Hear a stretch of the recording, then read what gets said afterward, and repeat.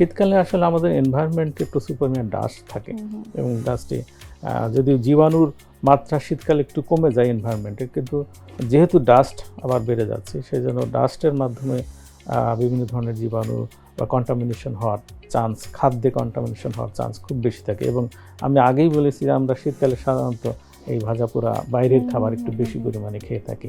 সেই ভাজা পোড়ার মাধ্যমে আর বাইরের খাবারের মাধ্যমে কিন্তু আমরা জীবাণু শরীরের মধ্যে গ্রহণ করছি, তার ফলে ডায়রিয়া হওয়ার চান্স থাকে। সেই এবং এই দেখা যায় অনেক শিশু কিন্তু শীতকালে ডায়রিয়াতে আক্রান্ত হয়।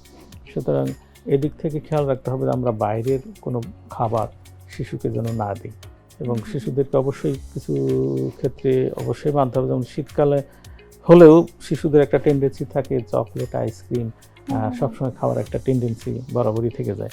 আর শীতকালে আইসক্রিম অবশ্যই অ্যাভয়েড করতে হবে, অর্থাৎ ঠান্ডা জাতীয় খাবার, প্রসেস ফুড যেটা আমরা ফ্রিজে রেখেছি সেই খাবারগুলো শিশুকে দেবো না। এগুলোর থেকে কিন্তু অনেক সময় ডায়রিয়া হয়ে যায় এবং ইভেন বয়স্করাও ডায়রিয়াতে আক্রান্ত হতে পারে।